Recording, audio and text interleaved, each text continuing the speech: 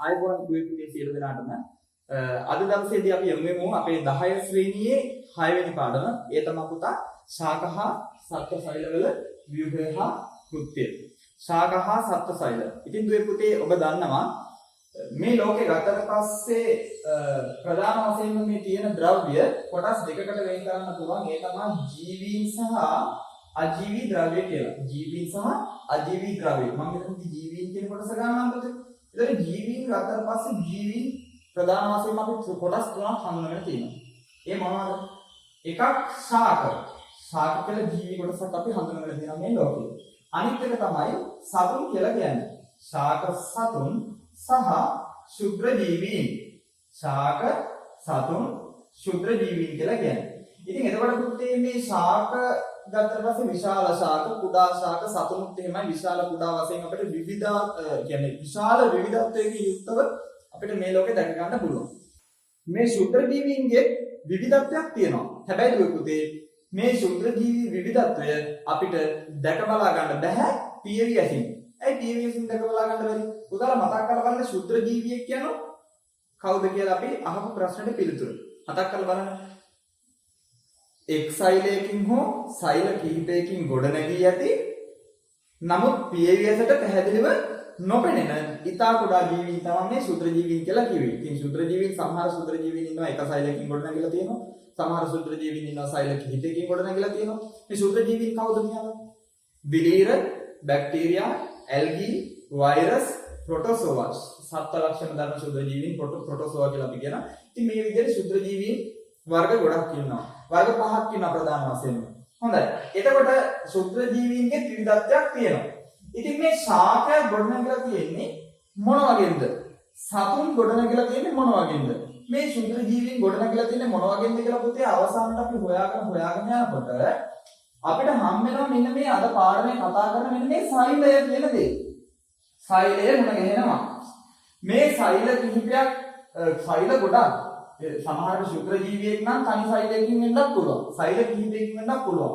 මේ වගේ සෛල විශාල ප්‍රමාණයක් අති විශාල ප්‍රමාණයක් එකට එකතු වෙලා තමයි කවුද පුතේ මේ විශාල ප්‍රමාණයක් දැන් මෙතන නම් තනි හෝ කිහිපයක් එකතු වෙලා තමයි ශුද්‍ර ජීවීන් හැදෙන්නේ. මේ ශාක සහ සතුන් කියන කොටස් දෙකම හැදෙන්නේ පුතේ කොහොමද? මෙන්න මේ සෛල විශාල ප්‍රමාණයක් එකට එකතු වෙලා. දැන් පුතාලා 11 වසරේදී ඉගෙන ගන්නවා සෛල කීපයක් එකතු වෙලා පටක හැදෙනවා කියලා. ඒ පටක වලින් තමයි නැවත මේ ජීවය හැදෙන්නේ කියලා අපි ඉගෙන ගන්නවා. නමුත් මෙතනදී මූලික වශයෙන් පුතාලා ඉගෙන ගන්න ඕනේ සෛල ගොඩාක් එකට එකතු වෙලා තමයි මෙන්න මේ සතුන් සහ ශාක නිර්මාණය වෙන්නේ. එතකොට ශුද්‍ර ජීවීන්ගේ ඇතුළේ දැන් බලන්න ශාක හටගන්නේ ශාක සෛල වලින්. සතුන් හටගන්නේ සත්ත්ව සෛල වලින්. ශුද්‍ර ජීවීන් හටගන්නේ මොන සෛල වලින්ද? ශුද්‍ර ජීවීන් හටගන්නේ පුතේ මෙන්න මේ එක්ක මේ ශාකමය ලක්ෂණ දරන, එහෙම නැත්නම් සත්වමය ලක්ෂණ දරන, එහෙම නැත්නම් දිලීරමය ලක්ෂණයක් දරන පුතාලා ශුද්‍ර ජීවීන් සම්බන්ධව අපි වැඩිදුර අධ්‍යයනය කරනකොට අපි ඒක කතා කරමු. එහෙම සෛලයකින් තමයි ශුද්‍ර ජීවීකුත් ගොඩනගෙන්නේ. හොඳයි. එතකොට පුතේ මේ සෛලයක් කිව්වට පස්සේ මේ සෛලයක් කියන්නේ කුමක්ද කියලා පුතාලා මුලින්ම දැනගන්න ඕන. සෛලයක් කියන්නේ මොකක්ද? බලන්න මම මේ පුතාලට ලබා දෙන මේ නිබන්ධනයේ තියෙනවා සෛලයක් කියන්නේ. සෛලය යන්නේ මොකද්ද? ජීවීන්ගේ කියන්නේ ජීවයේ පවතින ව්‍යුහමය හා කෘත්‍යමය ඒකකය සෛලය කියලා අපි කියනවා. ඒක විදුවේ පුතේ මේ දැන් ශාකයක් කියන්නේ ශාකය බෙදාගෙන කුඩා කොටස් වලට අපි වෙන් කරගෙන යනකොට ජීවී තත්වයේ පවතින්න පුළුවන් ඉතා කුඩා මේකකේ. ජීවී තත්වයක් පවත්වා ගන්න පුළුවන් කුඩා මේකකේ තමයි සෛලය කියලා කියන්නේ. ඒකට අපි කියන ශාක සෛලය කියලා. සත්වයකුත් එහෙමයි. සත්වයේ බෙදාගෙන ගියොත් එහෙම කුඩා කොටස් වලට ජීවය පවතින්න පුළුවන් ඉතා කුඩාම කොටස තමයි මේ සෛලය කියන්නේ. මේ සෛලයක් තව බෙදන්න පුළුවන් ඕනනම් අපිට. පුතාලා දන්නවා අපි 10 ශ්‍රේණියේම 3 වෙනි පාඩම ඉගෙනගෙන තියෙනවා. ඉතින් ඒකට මේ පරමාණුවක් ගත්තොත් එහෙම පරමාණු කියන්නේ මේ සෛලයටත් වඩා ඉතා කුඩා අංශයක්. පරමාණුවට නම් ජීවයක් නැහැ. පරමාණුවට ජීවයක් නැහැ. ඒ නිසායි අපි ඉතා කුඩා නම් ජීවය පවතින්නේ නැහැ. ඒ නිසා ජීවයක් පවතින්න පුළුවන් ඉතා කුඩා මේකේ තමයි මේ සෛලය කියලා කියන්නේ. ඒ නිසා පුතාලා මේ හිස්තැන එළියා ගන්න ජීවයේ පවතින ව්‍යුහමය හා කෘත්‍යමය ඒකකය සෛලය කියලා අපි කියමු. ඒ නිර්වචනය ලියා ගන්න දුවලා පුතාලා මේ මන් ලබා දීලා තියෙන මේ නිබන්ධනයේ සීමා වෙන්නේ නැතුව පෙළපොත අරගෙන පාසල් පෙළපොත අරගෙන මේ නිබන්ධනේ මේ පාඩම ඉගෙන ගත්තට පස්සේ මේ වීඩියෝ එක බැලුවට පස්සේ පුතාලට පුළුවන් නිබන්ධනේ පුතාලගේ පෙළපොත අරගෙන පෙළපොතත් කියවන්න. පෙළපොතේ තව මීට වඩා සවිස්තරාත්මක කරුණු තියෙනවා. ඒ කරුණු බලන්න මේ නිබන්ධනේ මම කියවන්න. මම මේ හදලා තියෙන ෂෝට් නෝට් එක. කෙටි සටහන තමයි මේ හදලා තියෙන්නේ. පුතාලා දරලා දැන් මේ නිබන්ධනේ අනේ මටත් මේ නිබන්ධනේ තිබ්බොත් හොඳයි කියලා වගේ හිතෙන්න පුළුවන්.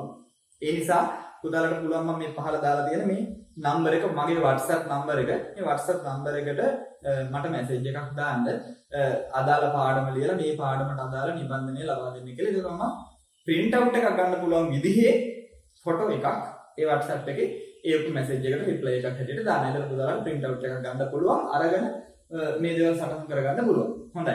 දැන් පුතේ මේ මම සටහන් කරලා තියෙනවා මේ ශාක සෛලයක් සහ සත්ව සෛලයක්. සත්ව සෛලයක් මම මෙතන සඳහන් කරලා තියෙනවා. මේ දෙක පුතේ පුතාලගේ පෙළ පොතේ තියෙන රූප දෙකමයි මම මේ දාලා තියෙන්නේ. ඉතින් පුතේ මේ ශාක සෛලය සත්ව සෛලය කියලා මේ ෆොටෝ එකක් දිහා බලාගෙන මේ පින්තූරයක් දිහා බලාගෙන මේකේ තියෙන ඒවා මයිටොකොන්ඩ්‍රියම රයිබෝසෝම ගොල්ගි දේහ මේ න්‍යාස්ටිය මේ දේවල් මේ කටපාඩම් කරලා මතක තියාගෙන ඉඳීමම ප්‍රමාණවත් නැහැ. මම හිතන්නේ පුතේ පුතාලා අනිවාර්යයෙන්ම දැනගත යුතුයි මේකේ ප්‍රායෝගික తত্ত্বය දැනගන්න ඕන. ප්‍රායෝගිකව මම පුතාලගෙන් මේ தත්ත්වය දන්නවද කියලා බලන්න පුංචි ප්‍රශ්නයක් අහනවා. හොඳයි. පුතාලා දුවලා කල්පනා කරලා බලලා මට කියන්න පුතේ දුවේ මේ සෛලය කියන එක. මේ සෛලය තලීය ව්‍යුහයක්ද නැත්නම් ත්‍රිමාන ව්‍යුහයක්ද? තලීය ව්‍යුහයක්ද ත්‍රිමාන ව්‍යුහයක්ද? පුතාලා දැන් කල්පනා කරන්න. කල්පනා කරලා පිළිතුරක් මතක් කරගන්න. මම පිළිතුර කිව්වට පස්සේ පුතාලා සෑහීමකටපත් වෙන්න පුළුවන් ද පුතාලා හිතාගත්ත පිළිතුර සම්බන්ධව කියලා හිතින් හිතා ගන්න. අපිට සාකච්ඡා කරන්න බැහැනේ, කතා කරන්න බැහැනේ. ඒ නිසා පුතාලාට හැබැයි මෙහෙම දෙයක් තියෙනවා. පුතාලාගේ මොනවාම හෝ ගැටලුවක් තියෙනවා නම් යම්කිසි මේ පාඩම හා සම්බන්ධව එක්ක මට මැසේජ් එකක් දාන්න, කෝල් කරලා අහන්න පුළුවන්. මම බිසි නැති වෙලාවක නම් මම උත්තරේ දෙන්නම්. එහෙම නැත්නම් හොඳම දේ තමයි පුතේ කමෙන්ට්ස් තීරුවේ දාන්න මොකක්ද මේ ඔබට තියෙන ප්‍රශ්නේ කියලා. ඊළඟ පාඩමේදී මම මේ ප්‍රශ්න ටික සාකච්ඡා කරලා ඊතුරු පාඩම පටන් ගන්නවා. හොඳයි. මම අහුව ප්‍රශ්නේ මේ සෛලය ත්‍රිමානද නැත්නම් තලීයද? උදා ත්‍රිමාන තලීය කියන එක තමයි දන්නේ නැතුව ඇති. ත්‍රිමානයි කියලා කියන්නේ පුතේ අපිට දිග පළල උස මේ තුනම පේනවා. දිග පළල උස කියන තුනම තියෙනවා නම් අපි ඒකට කියනවා ත්‍රිමාන වස්තුවක් කියලා. දැන් බලන්න. දිග පළල උස තුනම අපිට හොඳට පේනවා. ඒ කියන්නේ දැන් හිතන්නකෝ වොලිබෝලයක් වගේද? බෝලයක් වගේද මේ සෛලය? එහෙම නැත්නම් පත්තර කොළ කැලලකින් කපපු තලීය විදිහට පිළිටන ව්‍යුහයද මේ සෛලය කියලා කියන්නේ. පුතේ මතක තියාගන්න මුලින්ම මේ සෛලය කියන්නේ ඝනකම තියෙන. ඒ කියන්නේ ත්‍රිමාන ව්‍යුහය සෛලය කියලා කියන්නේ. බෝලයක් වගේ. දැන් දුවපු ඔයාලා දැනගන්න ඕන. දැන් රගර් බෝලයක් නම් ඉලිප්ස් ආකාරයි. සාමාන්‍ය වෙන බෝලයක් නම් ගෝලාකාරයි. ඉතින් පුතේ මේ ගෝලාකාර ව්‍යුහය සහ තලීය වෘත්තාකාර රූපය අතර වෙනසක් තියෙනවා. එතකොට ගෝලාකාරයි කියලා කියන්නේ ත්‍රිමානයි. නේද? මේ බෝලයක් වගේ තමයි මේ සෛලය. හොඳට මතක තියාගන්න. තලීය රූපයක් එහෙම නෙවෙයි. හොඳයි. එතකොට පුතේ මේ සෛලය සම්බන්ධව විවිධාකාර මතවාද තිබිලා තියෙනවා අතීතයේ. අපි දැන් මේ සෛලවල තියෙන ව්‍යුහය කෘත්‍ය සම්බන්ධව අපි දැන් ඉදිරියේදී කතා කරමු. ඉන්ද්‍රියක සම්බන්ධව මේ සෛල සම්බන්ධව පුතේ දැන් මේ බලන්න ඔයාලගේ මෙතන මේ තියෙන්නේ මම මේ පින්තූරයක් දාලා මේ පින්තූරේ තියෙන්නේ සෛලයක මේ ත්‍රිමාන ස්වරූපය. මේ සෛලයේ ත්‍රිමාන ස්වරූපයක් ගන්නවා. කපලා අපිට ඕන කොටසක් මේ පින්තූරේ විදිහට අයින් කරලා දාන්න පුළුවන්. සංකල්පයක් විදිහට නේද? ඒ කියන්නේ හිතින් හිතාගෙන අපිට කෙලිම පිහියක් අරගෙන ගිහලා මෙහෙම කපලා වගින් කැල්ලක් අයින් කරලා දාන්න නම් එහෙම බෑ නෑ. හොඳයි. එතකොට පුතේ මේ සෛලයක් කිව්වහම මේ සෛලය කියන්නේ මොකක්ද? මෙන්න මේ සම්බන්ධව මිනිස්සු විවිධාකාර මතවාද ඉදිරිපත් කරා අතීතයේදී. ඉතින් එහෙම ඉදිරිපත් කරපු මතවාදයක් හරහා ගොඩනැගිච්ච දෙයක් තමයි මේ සෛලවාදය කියලා කියන්නේ. සෛලවාදය. මේ තියෙන පුතේ මේ සෛලවාදය. සෛලවාදය කියන්නේ ඉතින් මේ සෛලවාදයේ ප්‍රධාන කරුණු තුනක් තියෙනවා. පුතාලා ඉතින් මේ කරුණු තුන කටපාඩම් කරගන්න ඕන. කරුණු තුන කටපාඩම් කරගන්න ඕන. මතක තියාගන්න ඕන හොඳට. ඒ කියන්නේ ජීවයේ ව්‍යුහමය මෙන්ම කෘත්‍යමය ඒකකයේ සෛලය කියලා කියනවා. ඒ පුතේ සෛලයේ මෙලින් අපි සාකච්ඡා කරපු නිර්වචනය. සෛලය කියන්නේ මොකක්ද කියලා සාකච්ඡා කරපු නිර්වචනය තමයි ජීවයේ ව්‍යුහමය හා කෘත්‍යමය ඒකකයේ සෛලය කියලා කියන්නේ. ඉතින් ඒක පළවෙනි කාරණය. අනිත් එක කියනවා සියලුම ජීවීන් ගොඩනැගිලා තියෙන්නේ එක සෛලයකින් හෝ සෛල කිහිපයකින්. දෙවෙනිට මතක තියාගන්න මේක හිතේ දරා ගන්න.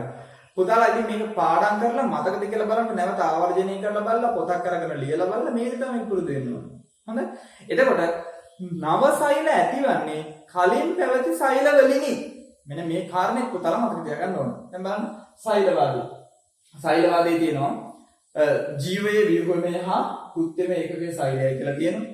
ඊට අමතරව සියලුම ජීවීන් ගොඩනැගිලා තියෙන්නේ එක් සෛලයකින් හෝ සෛල කිහිපයකින් කියලා තියෙනවා. නව සෛල ඇතිවන්නේ කලින් පැවති සෛල වලින්. පුතේ මෙන්න මේ කාරණේ අපි මේ පාඩමේ අවසාන කොටසදී ඉගෙන ගන්නවා.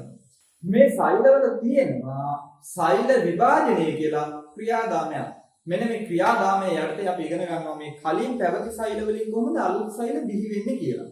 අලුත් සෛල බිහි වෙන ආකාරය. ඉතින් මෙන්න මේ කාරණා තුන සෛල වාදයෙන් හැටියට පුතාලා මතක තියාගන්න ඕන. මේක ඉදිරිපත් කරේ කවුද? ස්වාන්, ස්ලයිඩර්, රැඩොල්ෆ් කියලා තුන් දෙනෙක් එකට එකතු වෙලා තමයි මේ කාරණා තුන ඉදිරිපත් කළේ. එතකොට පුතේ මේ සෛලයක් ගත්තාට පස්සේ මේ සෛලයේ ඉන්ද්‍රිකා තියෙනවා. මේ සෛලයක් ඇතුලේ තියෙන මේ උප කොටස් වලට අපි කියනවා ඉන්ද්‍රිකා කියලා. මේ බලන්න. දැන් මේ සෛලයක් ඇතුලේ තියෙන මේ කුඩා කොටස් වලින් තමයි මේ සමස්ත සෛලයේ ක්‍රියාකාරීත්වය නිරූපණය වෙන්නේ. ඒ ක්‍රියාකාරීත්වයන් තුලින් තමයි සමස්ත ජීවියාගේ ක්‍රියාකාරීත්වයන් නිරූපණය වෙන්නේ. ඔන්න බලන්න. දැන් සෛලයක් ගත්තොත් ශාක සෛලයක් නම් මේ වගේ බහුවස්ත්‍රාකාර හැඩයක් තමයි තියෙන්නේ. බහුවස්ත්‍රාකාර හැඩයක් ගන්නවා ශාක සෛලයක් නම්. මේ තියෙන සෛල බීජයක්. දැන් මේක ඉගෙන ගන්න. පාඩම් කරන්න ඇඳ මතක තියාගන්න. ඇඳ මතක තියාගන්න. ඒක තමයි හරියන්නේ. ඉතින් මේකේ විශාල රික්තකයක් තියෙනවා. මේ රික්තකය කොයි වගේද කියලා අපි දැන් සාකච්ඡා කරමු. පාරයන්තරික විස්ථාපන වල මෙන්න මේ විදිහට න්‍යෂ්ටියක් තියෙනවා. ඒකේ මැද න්‍යෂ්ටිකාව තියෙනවා. ඊට අමතරව සෛලයක තියෙනවා පුතේ රයිබෝසෝම තියෙනවා. ගොල්ගි දේහ තියෙනවා. මේ විදිහේ මයිටොකොන්ඩ්‍රියා, මේ රයිබෝසෝම, ගොල්ගි දේහ, අන්තප්ලාස්මීය ජාලිකා තියෙනවා. කාලු අන්තප්ලාස්මීය ජාලිකා, සින්දු අන්තප්ලාස්මීය ජාලිකා කියලා. ඔය වගේ ව්‍යුහයන් රාශියක් මේකේ තියෙනවා. තව ශාක සෛලවල හරිතලව තියෙනවා. මේ තියෙන හරිතලව. එතන සත්ත්ව සෛලයක් ගත්තොත් මේ වගේ බහුවස්ත්‍රාකාර ස්වරූපයක් දරන්නේ නැහැ. සත්ත්ව සෛලයක් මෙන්න මේ වගේ හැඩයි. ඒවට සෛල බිත්තියක් නැහැ. හරිතලව නැහැ. ඉතින් මේ ශාක සෛලය සහ සත්ත්ව සෛලය අතර වෙනස්කම් අපි සාකච්ඡා කරනවා. දැන් සත්ත්ව සෛලයේ රික්තක නැහැ. රික්තක තිබ්බත් තියෙන ඉතා කුඩා රික්තක කලාතුරකින් තමයි දැක ගන්න ලැබෙන්නේ. මෙන්න මේ වගේ අපි සාකච්ඡා කරනවා. එතකොට මේ සෛලයක් ඇතුලේ තියෙන මෙන්න මේ කොටස් වලට අපි කියනවා පුතේ ඉන්ද්‍රිකා කියලා. මොකක්ද කියන්නේ? ඉන්ද්‍රිකා කියලා කියනවා. මෙන්න මේ ඉන්ද්‍රිකා සම්බන්ධව තමයි අපි දැන් මේ හදාගන්න යන්නේ. මොනවද මේ සෛලයක තියෙන ඉන්ද්‍රිකා පුතේ? මම මෙතන දීලා තියෙනවා. මේ බලන්න. ඉන්ද්‍රිකා වර්ග. මොනවද? සෛල විත්තිය, හරිතලවය, සෛල විත්තිය කියන්නේ සෛලයේ පිටත ආවරණය. ප්ලාස්ම පටලයේ තියෙනවා, සෛල ප්ලාස්මයේ තියෙනවා, ඊට අමතරව න්‍යෂ්ටිය තියෙනවා නේද? මයිටොකොන්ඩ්‍රියල, ගොල්ගි සංකීර්ණ, ගොල්ගි දේහ කියලා අපි කියනවා. රයිබෝසෝම, අන්තප්ලාස්මීය ජාලිකා. ඉතින් මේ අන්තප්ලාස්මීය ජාලිකා නැවත කොටස් දෙකක් තියෙනවා. රළු අන්තප්ලාස්මීය ජාලිකා සහ සින්දු අන්තප්ලාස්මීය ජාලිකා කියලා. ඊට අමතරව අවසානයේ තියෙනවා රික්තක කියලා. හොඳයි. මෙන්න මේවා සම්බන්ධව තමයි අපි හදාරන්න ඕන. දුවේ පුතේ දැන් බලන්න. සෛල විත්තිය. මේ තියෙන්නේ සෛල විත්තිය. මේ පිටින්ම තියෙන්නේ මේ බහුවස්ත්‍රාකාර හැඩයක් දරන මේ සෛල විත්තිය. එතකොට මේ සෛලයේ දැන් මේ සෛල විත්තිය තියෙන පුතේ ශාක සෛලවල විතරයි. සත්ත්ව සෛලවල සෛල විත්තියක් නැහැ. ඒතර බාහිරම තියෙන ආවරණය. ඒ කියන්නේ සෛලයේ බාහිරම තියෙන ආවරණය. දැන් මෙතන බලන්න මේ පිටින්ම තියෙන ආවරණය. දැන් මෙතන ඕනනම් අපිට මෙහෙම හදින්න පුළුවන්. මේ තියෙන සෛල විත්තියනේ දැන්. මේ සෛල විත්තිය මේ තියෙන තවත් සෛලයක සෛල විත්තිය සහ ඒක ඇතුලේ තියෙන වෙනම ඉන්ද්‍රියක දැන් මේ ඉන්ද්‍රිය ගත්තාට පස්සේ මේක ඇතුලේ විශාල රික්තකයක් න්‍යෂ්ටියක්. ඒ විදිහට තියෙනවා. මෙතන තව සෛලයක් තියෙනවා. මෙතන තව සෛලයක්. මේ ඔය වගේ සෛල ගොඩාක් එකට එකතු වෙලා තමයි මේ පටක ඇති වෙලා ඊට පස්සේ ජීවියා ගොඩනැගිලා තියෙන්නේ. ඉතින් සෛලයේ බාහිරම ආවරණය තමයි මේ සෛල බිත්තිය කියලා කියන්නේ. මේක ගොඩනැගිලා තියෙන පුතේ සෙලියුලෝස් වලින්. සෙලියුලෝස් වලින් තමයි ගොඩනැගිලා තියෙන්නේ. සෙලියුලෝස් කියන්නේ මොකක්ද කියලා පුතාලා මතක් කරගන්න. මතක් කරගන්න සෙලියුලෝස් කියන්නේ මොකක්ද කියලා පුතාලට මතක ඇති. පළවෙනි පාඩම. පළවෙනි පාඩමේ ජීවයේ රසායනික පදනම. මේ පාඩමේ කියලා දුන්නා නේද? කාබෝහයිඩ්‍රේට් ප්‍රධාන කොටස් තුනකට බෙදෙනවා මොනොසැකරයිඩ්, ඩයිසැකරයිඩ් සහ පොලිසැකරයිඩ් කියලා. ඒකේ පුතාලා මතක් කරගන්න පොලිසැකරයිඩ් යටතේ අපි මොනවද කතා කරේ කියලා. මොනවද? පිස්ටය ඊට පස්සේ ග්ලයිකෝජන් මොකක්ද ආයෙ කතා කරන්නේ? සෙලියුලෝස්. පිස්ටය, ග්ලයිකෝජන්, සෙලියුලෝස් කියලා අපි කතා කරා. එතන පිස්ටය, ග්ලයිකෝජන්, සෙලියුලෝස් කියන තුනම පොලිසැකරයිඩ් ඒකේ මේ සෙලියුලෝස් තියෙනවා. එහෙනම් සෙලියුලෝස් කියන්නේ පුතේ කාබෝහයිඩ්‍රේටයක්. කාබෝහයිඩ්‍රේට් එක බහු අවයවිකයක්. තවත් ආකාරයකින් කියනවා නම් පොලිසැකරයිඩයක්. හොඳද? එතකොට මේ සෛල බිත්තියේ කෘත්‍යය මොකද්ද? මේ සෛල බිත්තිය නිසා තමයි පුතේ මේ සෛලයට හැඩයක් තියෙන්නේ. නැත්තම් මේක දැන් හිතන්නකො බැලුම් බෝලයකට වතුර පුරවලා වගේ තිබ්බනම් එහෙම කිසිම හැඩයක් නැහැ. මේ සෛලයට හැඩයක් පවත්වා ගන්න උපකාරී වෙනවා මෙන්න මේ සෛල බිත්තිය. ඊට අමතරව පුතේ සන්ධාරණ කෘත්‍යය ඉදු කරන්න මේක දායක වෙනවා. සන්ධාරණය කියලා කියන්නේ මොකද්ද? හයිය ගතිය. හැඩේ පවත්වා ගන්නා මේ හයිය ස්වභාවය, ශක්තිමත් ස්වභාවයක් පවත්වා ගන්න මෙන්න මේ ස්වරූපයට මේ ස්වභාවයට අපි කියනවා මොකක් කියලාද? සන්ධාරණය කියලා.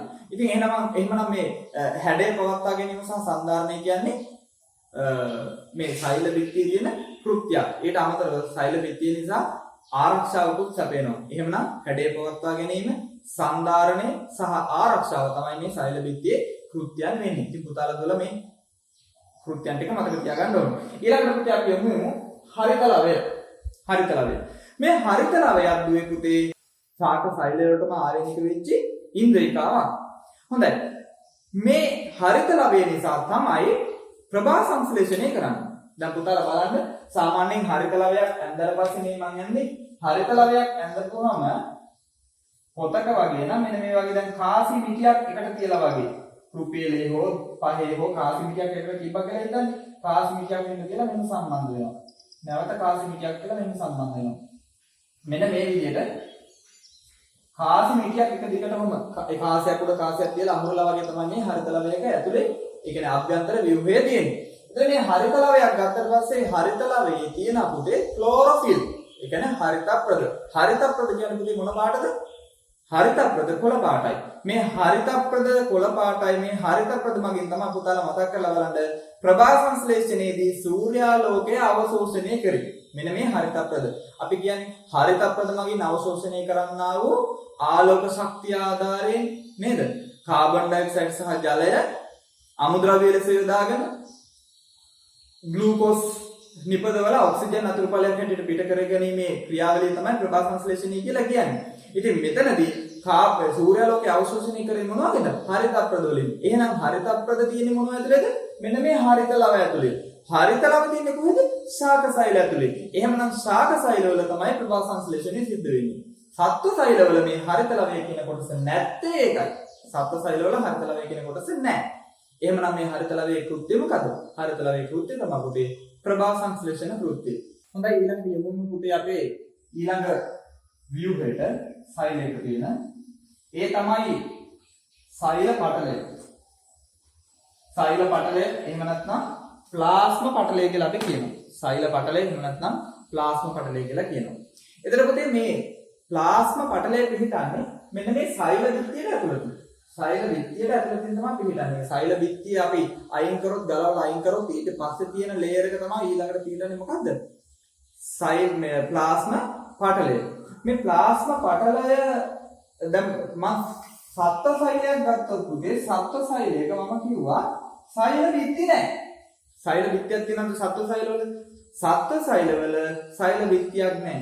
එහෙමනම් මේ සත්ත්ව සෛලවල පිටින්ම තියෙන ආවරණය මොකද? පිටින්ම තියෙන්නේ මෙන්න මේ ප්ලාස්ම පටලය. ඇයි ඒ? සෛල බිත්තියක් නැති හින්දා. ඔන්න තවත් එක්තරා වෙනස්කමක්. ශාක සෛලවල සහ සත්ත්ව සෛලවල. ශාක සෛලවල සෛල බිත්තියක් තියෙනවා. සත්ත්ව සෛලවල සෛල බිත්තියක් නැහැ. ඒ නිසා ප්ලාස්ම පටලයේ ශාක සෛලවල නම් සෛල බිත්තියට ඇතුලින් පිහිටනවා. සත්ත්ව සෛලවල නම් පිටතින්ම පිහිටන්නේ ප්ලාස්ම පටලයයි. හොඳයි. ඊට පස්සේ පුතාලා දැනගන්න ඕන කාරණයක් තියෙනවා අපිට දෙදුවේ ෆොස්ෆොලිපිඩ සහ ප්‍රෝටීන අංශ වලින් තමයි මේක සෑදිලා තියෙන්නේ කියලා පුතාලා මතක් කරගන්න ඕන. මතක තියාගන්න ඕන. එතකොට මේකට අපි කියනවා මේක අර්ධ පාරගම්මේ පටලයක් කියලා. ඒකට හේතුව මේක දැන් සෛලයේ පිට ඉඳලා සෛලය ඇතුළට ද්‍රව්‍ය ගෙනෙන එකක් සෛල ඇතුළේ සිට පිටට ද්‍රව්‍ය අරන් යන එකක් තමයි මේ ප්ලාස්ම පටලයෙන් කරන්නේ. එතකොට පුතේ මෙන්න මේ ප්ලාස්ම පටලය සම්පූර්ණ කියන්නේ පිට පැත්තේ තියෙන සෛලයට පිටින් තියෙන සියලුම ද්‍රව්‍ය සෛල ඇතුළට යොමු කරන්නේ නැහැ. තෝරගෙන තමයි යොමු කරන්නේ. ඉතින් ඒ නිසා අර්ධ පාරගම්මේ විදිහට තමයි මේ පටලය ගොඩ නැගිලා තියෙන්නේ. එතකොට මේකේ කෘත්‍යය මොකක්ද? සෛල තුළට ඇතුළු වන හා පිටවන ද්‍රව්‍ය පාලනය කිරීම තමයි මේකේ කෘත්‍යය හැටියට සඳහන් කරන්න වෙන්නේ. හොඳයි. අපි ඊළඟ ව්‍යුහයට යමු. ඒ තමයි සෛලප්ලාස්මය කියලා කියන්නේ. පුතේ සෛලප්ලාස්මය කියලා කියන්නේ මේ සෛලයක මේ ඉන්ද්‍රියකා ගිනලා තියෙන මෙන්න මේ කොටස. මෙන්න මේ කොටස තමයි අපි කියන්නේ සෛලප්ලාස්මය කියලා. දැන් සත්ව සෛලයකක් න්‍යෂ්ටිය තියෙනවා. න්‍යෂ්ටිය තියෙන සත්ව සෛලයකක් මේ වගේ මයිටොකොන්ඩ්‍රියා තියෙනවා, රයිබෝසෝම තියෙනවා නේද? මේක නැත්තේ මොකද්ද? මේක නෑ හරිතලාව. සත්ව සෛල වල හරිතලාවනේ නැහැ ප්‍රභා සංශ්ලේෂණය කරන්නේ නැති නිසා. හරි.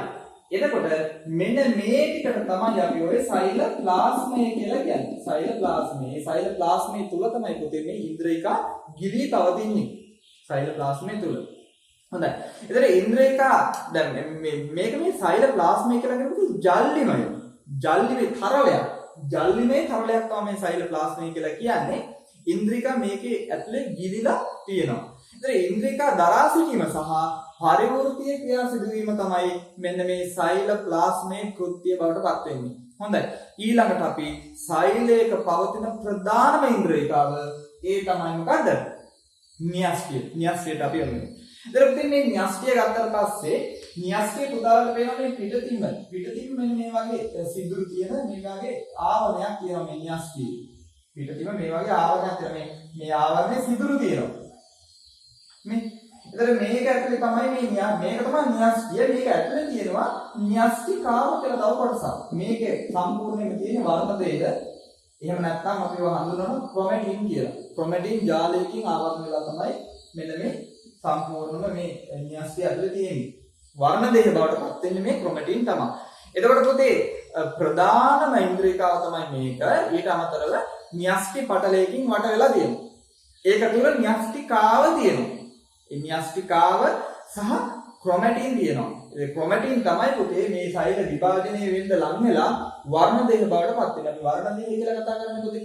එතන මේ න්‍යෂ්ටිය ඇතුලේ පුතා මෙන්න මේ කාරණාට පුතාලා දැනගන්න ඕනේ. න්‍යෂ්ටිය ඇතුලේ වර්ණ දෙක තියෙනවා. සාමාන්‍ය මිනිසාගේ නම් මේ වර්ණ දෙක යුගල් තියෙනවා. මේ වර්ණ දෙක එක යුගලක්. මේ වගේ වර්ණ දෙක යුගල් තියෙනවා කියන්නේ කීයද? වර්ණ දෙක යුගල් 23ක් තියෙනවා. එතන වර්ණ දෙක නම් වර්ණ දේහ 46ක් තියෙනවා මිනිස්යාගේ. එතන මේ වර්ණ දේහ වල තමයි පුතේ අපේ පරම්පරානුගත ලක්ෂණ ප්‍රවේලික ලක්ෂණ අන්තර්ගත වෙන්නේ මෙන්න මේ වර්ණ දේහ වල පිහිටන මෙන්න මේ ජානවල. ඊළඟට පුතේ මයිටොකොන්ඩ්‍රියම. මේ තියෙන්නේ මයිටොකොන්ඩ්‍රියම කියන ව්‍යුහය. මයිටොකොන්ඩ්‍රියම පුතේ මේක දණ්ඩාකාර ව්‍යුහයක්. මේකේ පටලමේ ඉන්ද්‍රිකාවක් බාහිරින් පටලයක් තියෙනවා. එතකොට මේ මයිටොකොන්ඩ්‍රියාව තුළ තමයි පුතේ ශ්වසනය කියන එක සිද්ධ වෙන්නේ. ස්වායු ශ්වසනය. දැන් පුතේ දුවේ අපි ආහාර ගත්තට පස්සේ මේ ආහාර ජීර්ණ වෙලා ජීර්ණයෙන් හැදෙන අන්තඵල අපේ රුධිරයට අවශෝෂණය කරලා මේවා මේ රුධිරයේ ඔස්සේ ගමන් කරන සෛල දක්වා. එතකොට මේ සෛල තුළ දැන් ශාක සෛලවල නම් අපේ ආහාර ගබඩා වෙන්නේ ශාක සෛලවල නම් පිෂ්ඨය හැටියට, සත්ත්ව සෛලවල නම් ග්ලයිකෝජන් හැටියට ගබඩා වෙනවනේ. මෙන්න මේවා නැවත සෛලවලට අරගෙන ග්ලූකෝස් බවට පත් වෙන මෙන්න මේ ග්ලූකෝස් අපි ලබා ගන්නා ඔක්සිජන් එක්ක එකතු වෙලා මේ සෛලයේ මෙන්න මේ මයිටොකොන්ඩ්‍රියම තුල තමයි පුතේ මේ දෙක ප්‍රතික්‍රියා කරන්නේ. ප්‍රතික්‍රියා කරලා ශක්තිය නිපදවනවා. ශක්තිය නිපදවනවා ඊට අමතරව කාබන් ඩයොක්සයිඩ් අතුරු ඵලයක් හැටියට එළියට දානවා. මෙන්න මේ ශක්තිය නිපදවීමේ ක්‍රියාවලිය එහෙම නැත්නම් සෛලීය ශ්වසනය සිද්ධ වෙන්නේ මෙන්න මේ මයිටොකොන්ඩ්‍රියාව තුල. පුතාලා ඔය කාරණේ මතක තියාගන්න. හරි සරලයි දණ්ඩාකාර ව්‍යුහයක් සහ පටලමේ ඉන්ද්‍රිකාවක් කියලා මතක තියාගන්න. කෘත්‍ය හැටියට ස්වායු ශ්වසනයේදී ශක්තිය පිට කරයි කියලා මතක තියාගන්න. ශක්තිය සපයන. මේකට ස්වායු ශෝෂණය සිද්ධ වෙලා ශක්තිය සපයන තමයි මයිටොකොන්ඩ්‍රියා උපකාරී වෙන්නේ. ඊළඟ සංකීර්ණ තමයි පුතේ ගොල්ගි සංකීර්ණ ඊළඟ ව්‍යුහය. ගොල්ගි සංකීර්ණය. එක මත එක තිබු පිඟන් ගොඩාක් වගේ තමයි අපිට මේක පේන්නේ. පිඟන් ගොඩාක් එක මත එක තිබ්බට පස්සේ දර්ශනයේ දර්ශනයක් තියෙන්නේ. මෙන්න මේ විදිහට තමයි අපිට මේ ගොල්ගි සංකීර්ණය දැක ගන්න ලැබෙන්නේ. මේකේ තියෙන පුතේ මේකේ සම්පූර්ණ කෘත්‍ය හැටියට පුතාලා පාඩම් කරගන්න ශ්‍රාවී කෘත්‍ය තමයි ඉටු කරන්නේ. ශ්‍රාවයන් ශ්‍රාවය වෙලා මේ තියෙන ආශයක මේ ආශයක ඔස්සේ අරයි යනවා. ඉතින් මේ ශ්‍රාවී කෘත්‍යයට තමයි මේ ගොල්ගි දෙක වැදගත් වෙන්නේ. ඊළඟ කොටස පුතේ බොහොම වැදගත් වෙන කොටසක් තමයි මේක රයිබෝසෝම කියලා කියන්නේ. මේ රයිබෝසෝම වල කණ්ඩිකා දෙකක් තියෙනවා. විශාල කණ්ඩිකාවයි කුඩා කණ්ඩිකාවයි කණ්ඩිකා දෙකයි. එතකොට මේකේ පටලමේ ඉන්ද්‍රිකාවක් නෙමෙයි මේක. බාහිරින් පටලයක් දරන්නේ නැහැ. ප්‍රෝටීන සංශ්ලේෂණයට තමයි උපකාරී වෙන්නේ. දැන් පුතේ මෙන්න මේ යවලා මේ නූලක් වගේ මෙන්න තියෙන්නේ. මේ තියෙන පුතේ RNA එක. RNA රයිබෝනියුක්ලික් ඇසිඩ් කියලා කියන්නේ. මේක මයිටොකොන්ඩ්‍රියාවේ ස්ථිර මේ රයිබෝසෝමයේ ස්ථිර වශයෙන්ම තියෙන එකක් එහෙම නෙවෙයි. මේක මේ විදිහට මේ රයිබෝසෝමයේ හරහා ගමන් කරනවා. ওই ගමන් කරන අවස්ථාවක් තමයි ওই බින්දුවේ දාලා තියෙන්නේ. ඉතින් මේ කණ්ඩිකා දෙක තමයි රයිබෝසෝමයක ව්‍යුහය හැටියට පේන්නේ. ඉතින් පුතාලා මේ වගේ සෛලයක් ගත්තට පස්සේ මේකේ විශාල මේ විදිහේ ව්‍යුහයයි කුඩා එකයි. ඒ කියන්නේ මිරිස් ගලක් උඩ අර මිරිස් අඹරන ගල තියලා තියෙන්නේ. අන්න ඒ වගේ තමයි මේ තියෙන්නේ. හරිද? මේකට අපි කියනවා රයිබෝසෝමය කියලා. එහෙනම් රයිබෝසෝමෙත් මතක තියාගන්න. ඊළඟට පුතේ තියෙන්නේ අන්තප්ලාස්මී ජාලිකා. අන්තප්ලාස්මී ජාලිකාවල කොටස් දෙකක් තියෙනවා පුතේ. මේක මතක තියාගන්න ඕන. අන්තප්ලාස්මී ජාලිකාවල දැන් සමහර අන්තප්ලාස්මී ජාලිකා වල තියෙනවා පුතේ රයිබෝසෝම පිළිලා තියෙනවා. රයිබෝසෝම තියෙනවා. මෙන්න මේ වගේ රයිබෝසෝම පිළිලා රයිබෝසෝම කියන්නේ ඉතා කුඩා ඉන්ද්‍රිකාවක්.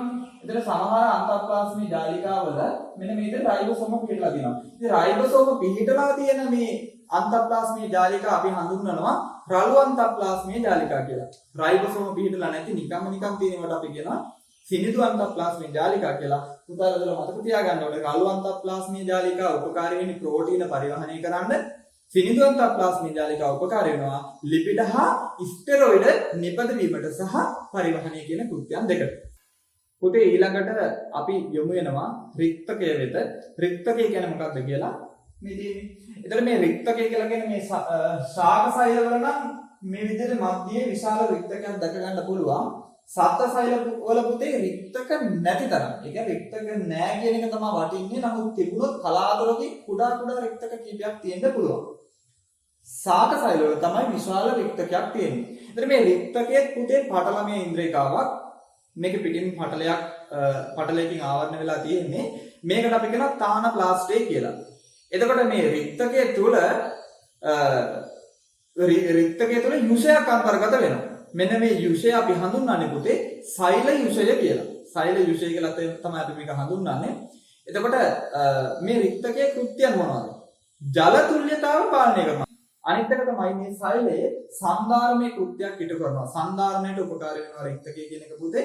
ඊට අමතරව මේ රික්තකය තුල තියෙන වර්ණකේ නිසා සෛල වලට වර්ණය ලබා දෙනවා. එහෙමනම් මෙන්න මේ කාරණා ටික පුතාලා පාඩම් කරගන්න. හොඳයි පුතේ. එහෙමනම් අද දවසේදී අපි මෙතනින් නවත්වමු. මේ ඉන්ද්‍රිකා සියල්ලගේම ව්‍යුහය සහ කෘත්‍ය සම්බන්ධව පුතාලා මේක හොඳට මතක තියාගන්න.